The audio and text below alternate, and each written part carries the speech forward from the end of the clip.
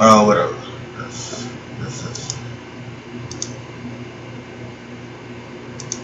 I'll go back to the page.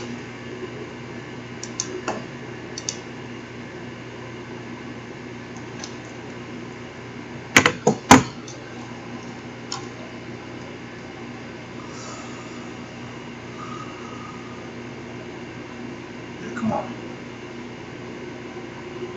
Well, it is weird thing. So, what is up, y'all? This is your boy AJ Trip coming at you with a rapid reaction. Chicago Cubs are donezo. They have lost to the Los Angeles Dodgers 4-1 in the NLCS. I'm going to talk about the season and everything that goes on in this rapid reaction, but I do first want to give credit to the Los Angeles Dodgers. They were amazing in these 5 games, even in, just everything that they did. I mean, they hit, they pitched, they caught. It was just it was what it was, and you can't blame them for that. So I give them a lot of credit, and I give them tons of this credit. They deserve it, and congratulations to Los Angeles Dodgers. But this is the rapid reaction of the 2017 Chicago Cubs, and so let's kind of get down to this season. This season was not like last year. Last year, this was it was what it was, wasn't it? They start from the beginning to the end. They were the best team. They came out smoking. They were blowing teams away. They had this incredible record, and they did all of that with their pitching and their hitting and everything. And it was a great season, and it was fun. This season was a lot different.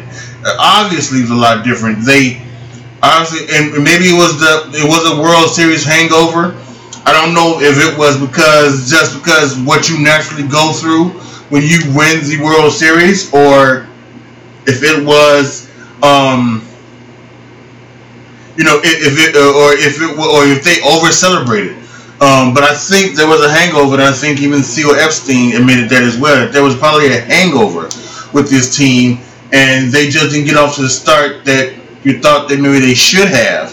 And I think one of the things that didn't help them was playing Kyle Schwarber in the leadoff spot. I think that this is something that they really, this is something that they, I think, believe they have to, like, it just doesn't make any sense.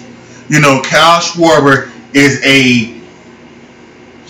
a run producer. He should be hitting 4th, 5th, no lower than 6th. I would say either 4th or 5th in the lineup. There's no way he should have been the leadoff hitter. That was a ridiculous concept. I think this is a new era of baseball, and some of it is for good, some of it is for bad. And this is one of these things that's bad, because as well as Charlie Blackmon and as well as George Springer down in Houston, and probably a few others, where they are power hitters who are who are in a leadoff spot. I think that's not going to work with Kyle Schwarber. I think Kyle Schwarber needs to be 4th or 5th, in that lineup. I don't even think hitting him 2nd is a good idea. I really don't. I think if you're going to put a power hitter in the 2-hole, it should be Anthony Rizzo. Although I personally would not want that, but again, this new age of baseball with so many analytics, it's kind of foolish.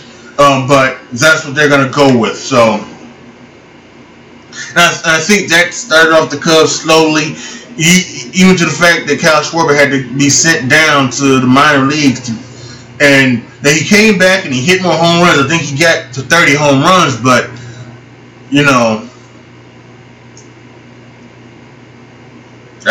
this wasn't good. Bryant wasn't himself. We had Russell who. Listen, I'll get into Russell later, but Russell was injured. He's like that. Jason Hayward still isn't the guy we thought he might be coming over from St. Louis. So it was a down year for everyone. Everyone had a down year. The only one that didn't have a down year was Wade Davis, who was damn near perfect throughout the entire season with the closing, and Brian Johnson. He started off slow, but he came on, and there were other things. Even the guy that they traded for, Justin Wilson. Justin Wilson, who was dominant in Detroit, came over, and then he just kind of pissed the bed too. So you can obviously tell that this was not the team that it was last year, and I know you're going to have those things, and you're going to have those type of things happen each and every year, but it was surprising because you just didn't expect that. And then Anthony Rizzo, average-wise, he had a down year, but he hit more home runs and he drove in more RBIs as well. So he had a good year as well. So yeah, and then I think that the second half kicked out. They made a trade with Jose Quintana. He came over, and the Cubs were the best team. They were the best team in the second half of the year. They were the most scoring team. They scored the most points in the second half. Scored the most runs, I should say, in the second half of the season. So they kind of stepped up. They became the Cubs that we thought they would be, and they stepped up and they took the division over from Milwaukee, won the division, and then we get into the playoffs, and they had a tremendous 5-game series with Washington, and then I would maybe say even stole that series from them, because there's a possibility that they were an even better team than the Dodgers, and they were a better team than the Dodgers were. So, and the Cubs beat them. So, and then of course we get to this series, and then you just couldn't hit, you couldn't pitch. Javi Baez, where was he at, and everything like that. The only one that seemed to hit it looked like to be Albert Almora Jr. So that was some incredible. And I'm just I'm flabbergasted. I really am. Joe Madden is talking right now on the thing. I'm thinking about hearing what he has to say for a little bit. Yeah, let's hear what Joe Madden has to say just for a little bit. In your normal life, I'm talking about baseball adversity, and I thought we did a great job of overcoming. So I'm so proud of that, and I'm talking about our players, the organization, the Ricketts family, Theo and Jed, the coaching staff, everybody that's involved. It's pretty cool. Last point, I'll shut up and you can ask another question, is that I looked out at the field, I looked at the birth certificates that were playing different positions tonight. I loved it. So my point is, heads up, we're going to keep getting better. Fourth row to the center. Sure. You talked often, you touched on it a bit there about the effects the so-called World Series hangover had on you guys early in the season. What effects do you think playing so deep into fall the last 3 years had this time around? I think this, again, the best way I can describe it, this is my take on it, because you have to define everything at some point. My take on it this year was coming off the last 2 years, and especially having won, being the team that went for the first time in 108 years was very difficult for guys just to get jump-started in April and May. I think that really... If the stream or the thing looks very choppy, it's probably because I have dozens of tabs open on Chrome, so it could be that, it could be anything. And then we eventually got our thing together and started playing extremely well. I do have a backup. September. A backup where it just records and then it just saves it. Learn lessons. So if this is, we learn this is kind of bad. As opposed to positive. So I'm not saying this is necessarily negative. Or I should say, if it doesn't upload properly after I stop streaming, then I have the backup, which I will upload as well. To prevent that in the following year. You're always looking to learn that lesson. Next couple questions for Joe. Yes, sir. JP? Yes, sir. Joe, and as you mentioned, the analysis of why the result was what it was in this series and the home runs for your offense, but not much besides that, and the difference maybe in pitching depth that you saw between your club and the Dodgers. How do you evaluate that and say, well, this was one series, but it was a very telling series? How do you compare that with versus the body of work in terms of changes that may need to come? Well, every year's different. I mean, we went through the city. Look at what John and John Lester and Jake and Kyle did last year. Look at the scoreboard every night. We have all these incredible numbers from last year. Every year's different. So the big thing is to make sure our guys get rested. Nobody was overtaxed this year in regards to starting pitchers throwing too many innings, etc. Quintana's a great addition. Of course, the bullpens are always in a state of flux on an annual basis, but Wade really gave us definition this year too. It's just one of those things you address. Our guys are so good at addressing needs in the off season, so I really believe that'll be fulfilled. But you can never expect it to be exactly the same, and that's the other lesson learned. But you also understand how to do this, because we don't get to this point if we didn't know how to do this, based on the way this year broke. I mean, the guys know what it feels like to play right now. They want to play right now. We got over the top when it was necessary, and I think that is experience. Experience is knowing.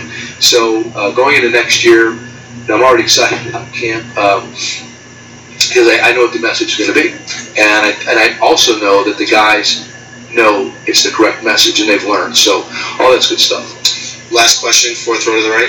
Yes, sir. Joe, you mentioned guys who won't be back next year for various reasons. John Lackey, likely one of those guys. What's it like from a manager's perspective to watch a guy walk off the mound like that for probably the last time? And what has he meant to this club for you? Well, John and I go way back. John and I were together with the Angels. We were part of the 2002 World Series team, and at that time I was a bench coach. So the bench coach has more liberties as opposed to the manager. So I used to be able to go out drinking with the boys a little bit back then. And so John and Donnelly and Weber and all those guys, Adam Kennedy, great guys. So I got to know them really well, and so it's really special for me with John. I think that might be it. I'm not 100% sure he's not coming back next year, but the competitive component, what you see when he's pitching right now, it's nothing new. I mean, when he gets upset or the histrionics or the gesticulations, whatever, that's John. But he's always been that dude. And if you're his teammate, you absolutely love him. He has the biggest heart in the world. So. Hopefully it's not, but if it is, I had that chance to be with him in that moment. That's pretty special for me. Maybe not as special for him, but it's special for me. Thanks very much, Joe. You got it. All right. Dave. Yeah, so that was Joe Maddon, manager of the Cubs, and Joe has to be better too. Joe has to be better too, because Joe. I think one thing Joe needs to do is that he needs to have a set lineup. He can't be playing matchups. You can maybe do one, maybe even possibly two type of things where you're doing like the lefty righty scene, the platoon stuff, but every day it's a different lineup with in a different players in different spots and things like that. Listen. In my opinion, Contreras, Bryant, Rizzo, Hayward, Baez, and Almora, they play every day. They play every day. And then you can mix up and match up and do it with other things. But they have to play every day. They have to play 150. Maybe Contreras because he's a catcher. Maybe you say 140, but the other one's 150 or more games, this year. And keep them in a set line of spots so that they can get going. And that is, of course, not discounting any injuries or anything like that. So, I just, he's got to be better. He also got to be better with his moves. He can't be outthinking himself and things like that and outplaying himself. And it's not great. And it is just, he's got to be better too. This Oakland Raider Kansas City Chiefs game is also crazy. It's once again, oh boy. So anyway, let's talk about next year. The press conference kind of ended with that with Lackey and things like that. Lackey might be retiring. I think he said he is, but who knows? You never know. This could be a Brett Favre situation. He could say, it's time to go, so he would be gone. J. Gary Ellis is a free agent. There's a most likely possibility that he is gone. Wade Davis is a free agent. Who knows if they're going to pay that much money to Wade Davis? And then there's also going to be, lineup changes. There's also going to be lineup changes. I think you have to. Well, you don't have to. What I would do if I was the GM, but of course I'm not because it's different. And I'll explain that in a minute. But if I was the GM, I would actually trade Anthony Rizzo. I know he had a great year this year, and he's just been tremendous for this community with his Cancer Research Foundation and everything. And he's a leader in that clubhouse. However, I would say that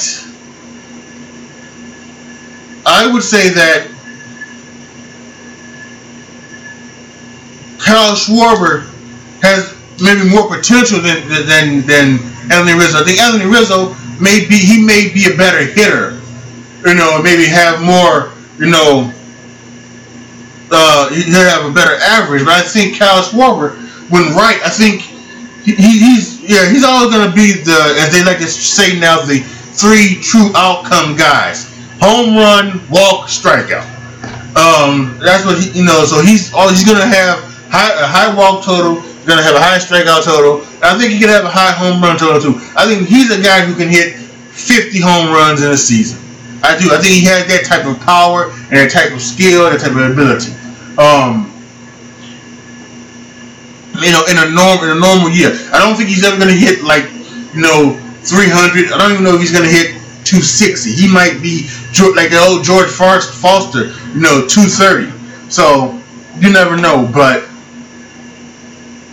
that's what I would move Kyle Schwarber out of left field because I just think he is a bad left fielder and move him to first base. And that's what I would do. I make the trade. However, with what they've done, they've had Rizzo in Boston, Theo Epstein, and Jed Hoyer. Then when Jed had the GM job in San Diego, he traded for him there. And then when they came here, they brought Rizzo here. So I think you can pretty much say that Rizzo's going to be here. So that is there. So you're not going to be able to move Schwarber to first base. And like I said, he's just a bad outfielder. Catcher is now cemented to be Wilson Contreras. So I think the only thing you can do is you can trade him. And I think you get something good for him. You can get a controllable arm. Someone like Chris Archer from Tampa Bay. There are probably others out there that I'm not that are probably young and then that people would maybe trade for. Who never knows if they want a power hitter. So yeah, I think you definitely gonna need to trade Kyle Schwarber. I would, I kind of think to me, having Kyle Schwarber in left field next year, it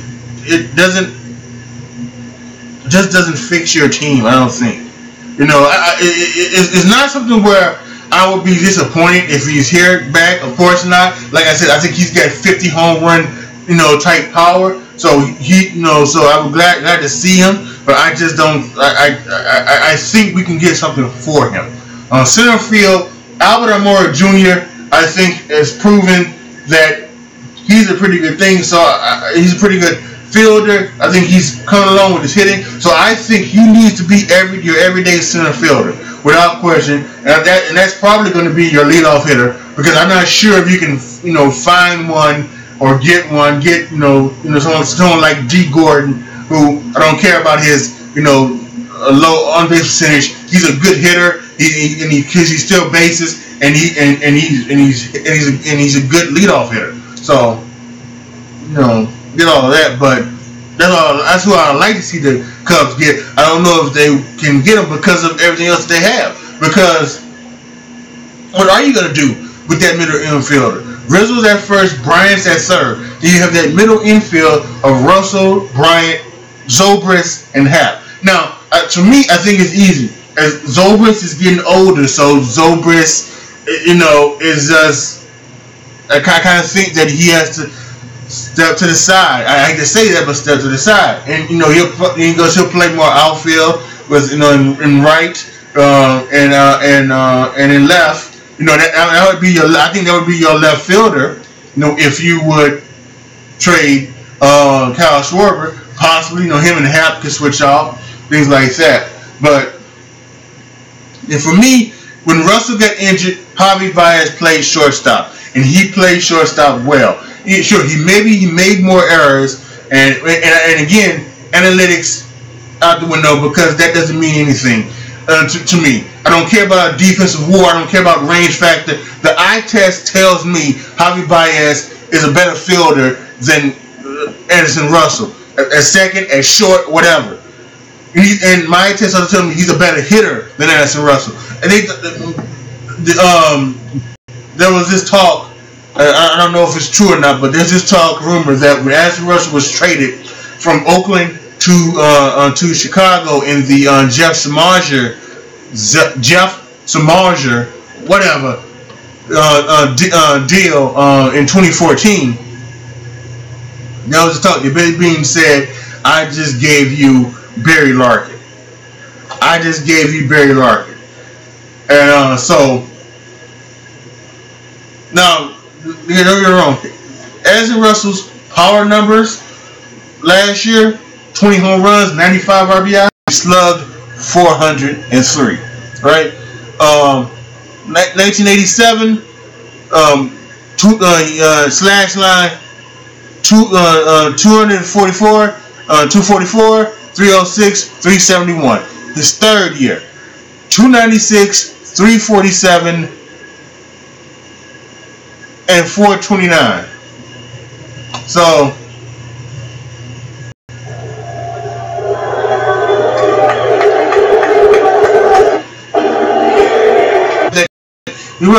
that's where he started on his all-star streak, and Silver Slugger award winning.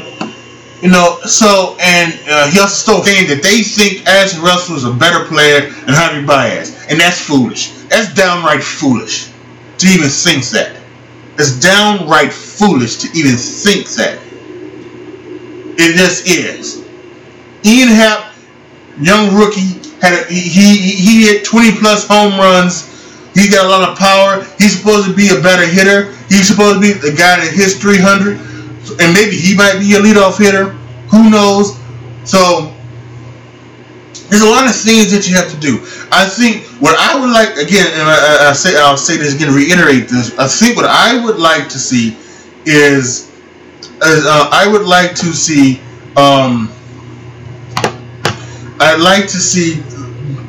This would be my lineup. I'll do it this way.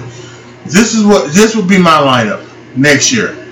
Leading off, playing center field, Albert Almora Jr. Hitting second, playing left field, Brent Zobrist. Batting third, Chris Bryant. Playing third. Your cleanup hitter, first baseman, Anthony Rizzo. The fifth hitter, your catcher, Wilson Contreras.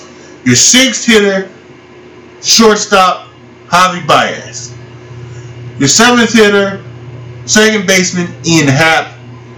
And the eighth hitter, right fielder, Jason Hayward, and then the pitching spot. That's how my lineup would go.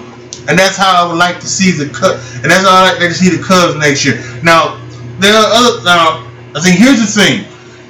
If next year, if nothing happens with this lineup, I'm not going to be mad at the lineup change, but they to me, I think Theo and Jed know. I think you gotta have faith, because they seem to be with it, and they seem to get it, and they seem to see it before we all see it. And to me, I have to have faith they see what a lot of us see, that there needs to be some changes with this lineup. And I hope they also see the thing with Javi Baez and Addison Russell. Now, if you think they are the next Omar Vizquel and Roberto Alomar, I'm not gonna have a problem with that. I'm not gonna have a problem. If you want to keep that together, fine. But if you want to trade Russell, even better. But do not trade Javi Baez, because to me that's basically saying, like I said earlier, Russell's better than Baez, and he isn't. And that's just stupid to think any otherwise. That's a point blank period in the discussion, folks. That's what it truly is.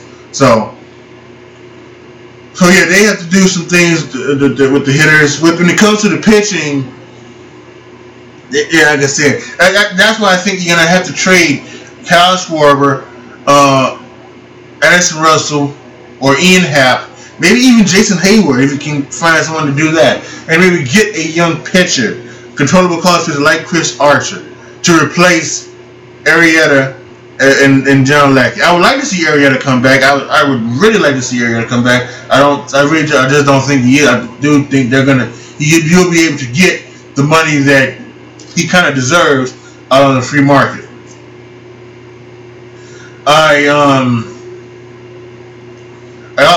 And I also think they're gonna do some overhaul with this bullpen. Definitely. Carl Edwards Jr.'s got great stuff, but he doesn't have it in the head, right? He kind of just young. He's kind of young, so he doesn't have it right now, I don't think. So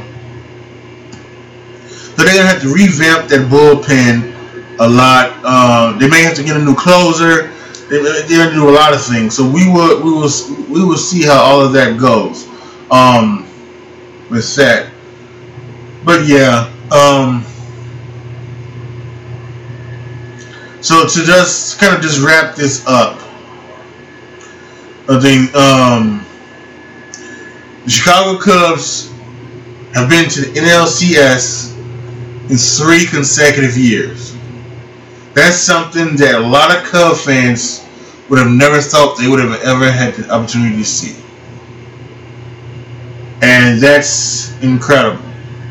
That's a feat for this team that is amazing. And if they do keep this talent as close as they can, they should, because a lot of these guys are young and still under control and cost preventative. I think with everybody, I think with Contreras and Bryant and Russell, if you keep him, Schwarber, if you keep him, Baez, Ian Happ, a lot of these guys are going to be cost control. And then when they do come up for their contract, you can let them go. I think, again, Theo Epstein, Jed Hoyer have proven that they can draft, great players. They can draft pretty good players. So they will fill it back up immensely. So I think I do have faith. Again, I will lose faith in them if they trade Baez and keep Russell. I will lose a little faith in them, because that's totally wrong. But for the most part, I do have faith in them, and I think they'll do some right thing. They'll fix this roster, and whether they make some changes or whether they don't, or even if they like do some things like. I would not be surprised if Mike Trout is a Chicago Cub, come this winter, during the winter meetings. I wouldn't be surprised at it. Because I think that's something that Phil Epstein, Jed Hoyer, would something they would do. Something like that. And then also, talking about that, Mike Trout, there's also someone down the line where, they could have money to sign Bryce Harper and have him come be a Cub. So, that's interesting too. So something to look out at the end of next season when he will be a free agent. So this is a lot of things to look forward to this winter when it comes to the Cubs. And I enjoy the winter. I'm not a guy who enjoys like the spring and the summer and something like that. The spring is okay as long as it stays cold. Once it starts getting warming up. I'm not a big fan of it, but it will be interesting to see what happens next season. So, the 2017 Chicago Cubs, the defending world champions, was once again knocked out by the Los Angeles Dodgers. Congratulations to them once again on becoming the champion of the National League. They deserve it. They were the better team.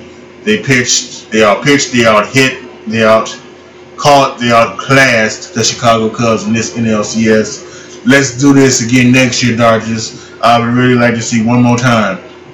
Century Entertainment would say, one more again. The Cubs and the Dodgers in the NLCS. Let's do this next year, same time, same two places.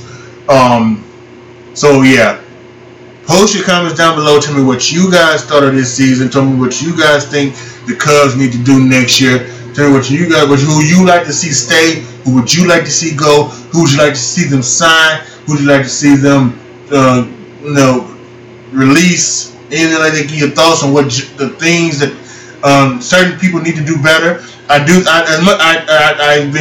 touting Javi Baez. I think it's great, but I would like to see Javi Baez become a little bit more patient. He at 273. I think that's good. But I would also like to maybe see him cut down on the strike. I think that's a good average. I think that's what he's going to do. I think he's going to be someone who hits 270, 280, 30 home runs. Could maybe drive in 80, 90 runs. But I think he's got to cut down on some of the strikeouts. Put more balls into play. Doesn't necessarily have to walk, but just put more balls into play. I think that's what Albert Almora has done, and that's why I want to see him become the everyday center fielder. I think a lot of these guys do need to become better hitters. If you're going to keep Addison Russell, he definitely needs to be a better hitter. He cannot be hitting 230, 240, 230, 220, whatever he's been hitting. He can't be doing that. He has to be a better hitter.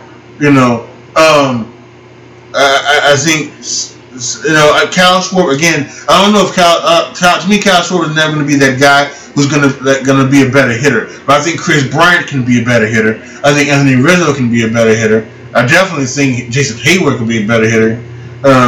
So Contreras could be a better hitter too as well. So these guys need to work on their hitting game. So I like to see that. And like I said, mentioned at the beginning, I think Joe Madden needs to become more better. Stop trying to be the greatest manager of all time and just be a good manager and just figure out a lineup and keep it like that. So yeah. So once again, post your comments down below. Tell me what you guys think and tell me your thoughts, what you like to see, and all of that. Thank you guys so much for watching. This is your boy AJ Tripp signing off. As always, be good to each other, y'all.